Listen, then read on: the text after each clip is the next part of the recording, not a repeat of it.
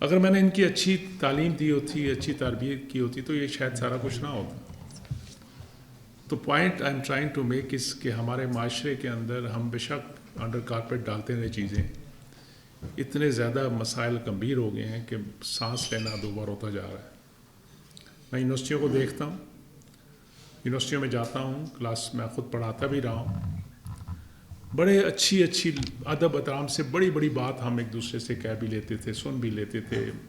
Luckily ادھر بھی میرے کچھ اسٹوڈنٹ بیٹھے ہوئے ہیں، ایک یہ بھی ینگ مین بیٹھا ہوا ہے. کبھی ایسی نہیں ہوا کہ کبھی کلاس میں کسی نے بدتمیزی کی ہو یا کسی نے بدتمیزی سے بڑی بات بھی ہنس کے پیار سے ادب سے سن لینی، ٹیچر میں نے کہہ دینی، بچوں نے مجھے کہہ دینی، ان لوگوں نے، اور آرام سے مسئلے حل ہو جاتے تھے. Now a new trend I am observing in our society especially in youth. وہ کیا ہے کہ بچوں کو یہ سمجھ لیا اور ہم نے سمجھا دیا، ہم بڑوں نے، کہ جتنی بدتمیزی کرو گے اتنا آپ کو زیادہ چانس ملے گا. جتنا میں اونچا بولوں گا اتنا ٹی وی پہ میں زیادہ آؤں گا. جتنا میں کوئی ایسی بات کروں گا جس سے تکلیف پہنچے گی دوسروں کو، اتنا سوشل میڈیا مجھے اٹھائے گا، اس کی خبر لگائے گا.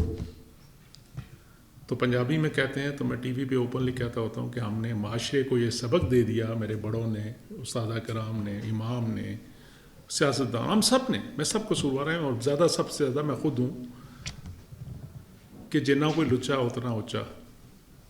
یہ کلچر ہمارے معاشرے میں آ گیا.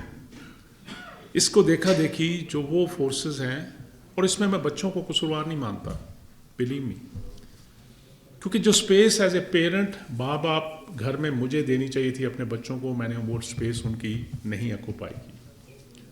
جو ایز اے ٹیچر مجھے اپنی اسٹوڈنٹ کو ٹائم دینا چاہیے تھا، میں نے سمجھا میں نے 50 سلائڈیں بتا دی، میں نے کام پورا کر لیا، وہ نہیں ہوا. تو جب یہ سپیس ہم نے آکوپائی نہیں کی تو somebody else has taken over this space. Now we have to bring this youth back to our، ان بچوں کو ہاتھ پکڑ کے دوبارہ لانا پڑے گا ریالٹی کی طرف، اور ڈائنامک سمجھانے پڑیں گے کہ دیکھیں ہارنا بھی آنا چاہیے ہمیں، جیتنا بھی آنا چاہیے ہمیں، ایک دوسرے کی بات سننے کا حوصلہ بھی ہونا چاہیے، ایک دوسرے کے ادب احترام سے بات سمجھانی بھی آنی چاہیے ہمیں. اور یہی ٹریگر کرتا ہے پھر وائلنس کو، کہ ہر کوئی سمجھتا ہے کہ اچھا میری بات نہیں سنی تو پھر تو میں توڑوں گا، میں جلاؤں گا، میں ماروں گا. کیا ہو گیا؟ ابھی کل میں پڑھ رہا تھا فیصل آباد، یہ کہاں ایک اخبار میں چھوٹی سی خبر تھی، 2 موٹر سائیکل والے آئے، کسی فروٹ بیچارہ غریب آدمی ریڈی پہ فروٹ بھیج رہا تھا، تو اسے سیب خریدنے لگے، اور کچھ پرائس اس نے کہا جی کہ اس طرح کلو دیں گے. تو اس پہ ڈسکشن ہوگی، بحث ہوگی، تو بچوں نے نکالا پسٹل، ادھر ہی گولی مار کے چلے گئے. ایک خاندان تباہ ہو گیا. کس چیز پہ؟